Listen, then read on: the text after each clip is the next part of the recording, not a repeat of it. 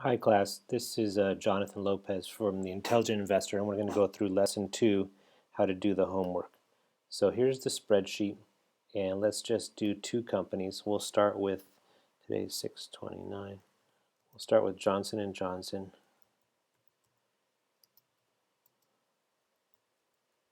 which is symbol J&J,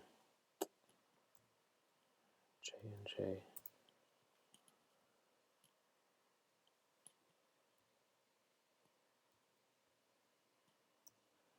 And the current price on Johnson & Johnson is 119.17. Okay, so first of all, we want to look at the average of the last 3 years for their earnings. Okay, so in case you have a problem with Guru Focus, you could also do this on Google Finance. So just go to google.com/finance, put in your symbol here, you'll get Johnson & Johnson. And if we click on financials, we're going to want annual data. Okay, and then if you scroll down here, you'll see diluted earnings per share. So here's the last 3 years' earnings. So we want to take the average of the last 3 years, 548, 570, and 481. So that's 548, 570, and 481. So our average is 533. And then if we want to take the trailing 12 months, we go back to Google Finance if you want to do it that way. And we've got to change this from annual to quarterly. So here's the most recent. They give you the 5 quarters, but we want the most recent 4 quarters, which would be 12 months. So we'll have to pull out our calculator and add these up. So we're looking at 154 plus 115 plus 120 plus 161 gives us 550. Okay, so we'd put that trailing 12 months is 550. Okay, and another, just to check our work, let's look at what the analysts are estimating. So to do that, we're going to go to Yahoo, put in our symbol Johnson & Johnson, and then go down to analyst estimates. So we see there's 22 analysts estimating earnings of, on average, 661 next year. So we'll put that in our spreadsheet, 661. And the earnings estimated growth rate, also on Yahoo, go down here. And you see in the last 5 years, their growth has been 531. Next 5 years, they're estimating about 6. Next year, they're estimating 590. So somewhere between 5 and 6 would be a good number. I think I'll just go with 590. And so that discounts that future earnings to 624. So if I'm looking at these three numbers, my tendency is one to go with Graham's number, which would be 533, unless there's a compelling reason to raise it or lower it. Maybe I'll just raise it a little bit to 550, trailing 12. Okay, so now we have our earnings estimate of 550. Let's come up with a PE multiple estimate. So Graham says to start with 15, and we're going to raise it up if interest rates are low. For strong historical growth, we'd also raise it up, but we see that their growth rate is averaging about 5.9. You can put another percentage there. So that's average. I'm not going to give them any extra. I'm not going to raise the multiple for that. So using Graham's method, we'd come up with a multiple of 18. How does that compare to their historical PE? On this one, I don't really know another way to do it beside Guru Focus. So if I go to their Johnson & Johnson on Guru Focus, I click Interactive Chart, and then I click on this price at median PE, and I go for 10 years. What happened here? Interactive chart. Let's go for 10 years here.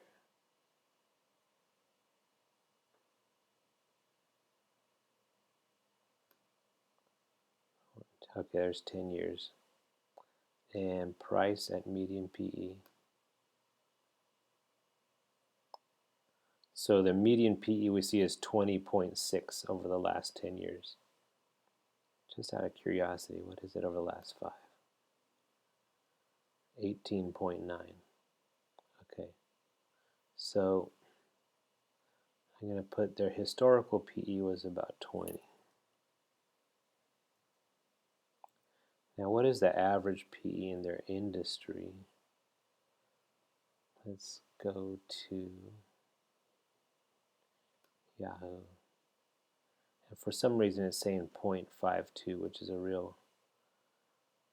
Probably there's some company in their industry that lost money that's pulling the number down. So I'm not going to use that number. So in this case, I'm just going to put NA right there. So I'm looking at using Graham's method, we come up with 18. Looking at historically, it's about 20. So I'm just going to say 19. So if I use an earnings estimate of 550 and a multiple of 19, that gives me a value of 104.50. And we see that right now it's trading at 119. So it seems like at 119 it's a little bit overvalued. I wouldn't want to be buying it at that level. Okay, it's a great company. I'm just going to wait for that price to come down. So let's look at another company. Again, we're 629. Let's look at Union Pacific. Symbol UNP. And their current price. I'm going to do this one on Guru Focus so you get two ways of doing it.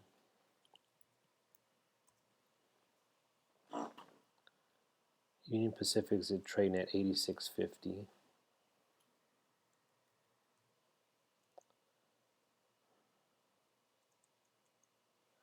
And so let's look at the average of their last 3 years' earnings. So we'd go to 15-year financials.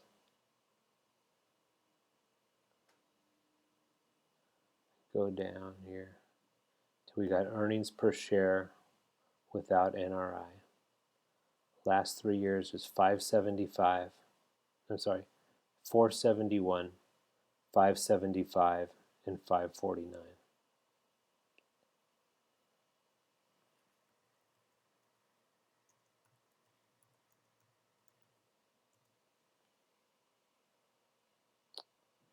Come on.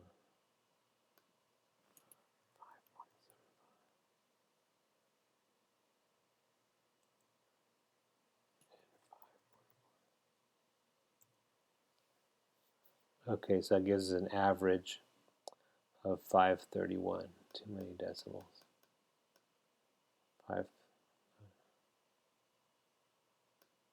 532. Okay. Trailing 12 months. Going back here, earnings per share, 535.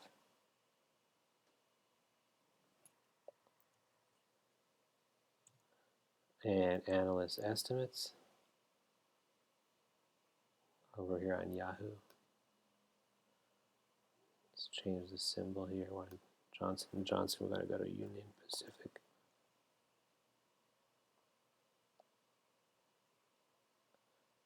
Analysts are estimating 513.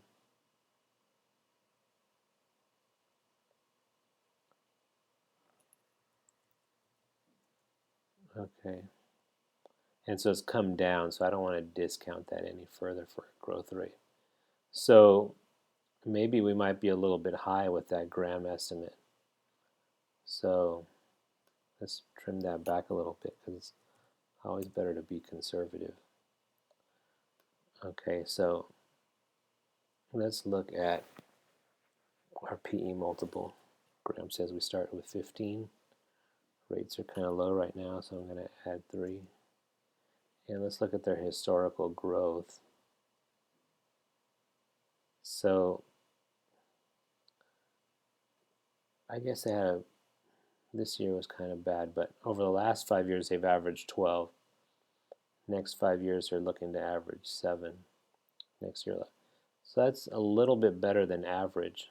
if we called that, let's call it, be on conservative side, let's say,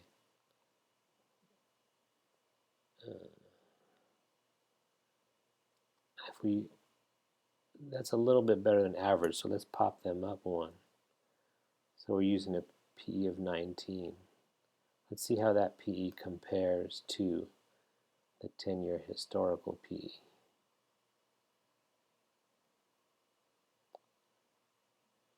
On Guru Focus, scroll up, I'm going to hit interactive chart.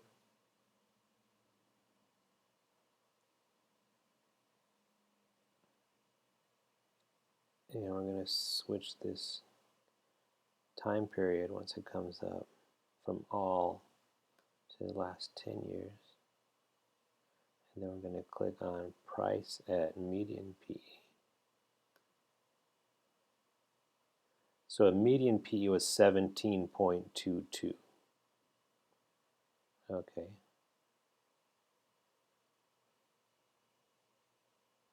So 17.22. And the industry average, going back to Yahoo, says 14.1.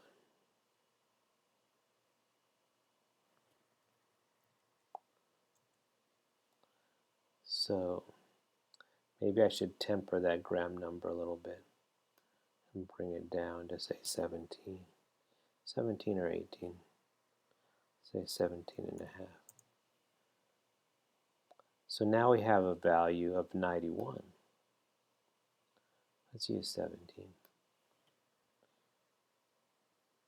Well, let's use a historical 17.22. Okay, 89 and a half is a number for a value currently priced at 86. So that would represent a pretty good entry point for a defensive investor. Okay, so for a defensive investor, we might want to buy that. Now, how much would we expect to make if we look at our dividend yield on Union Pacific? We could do that either one on Yahoo.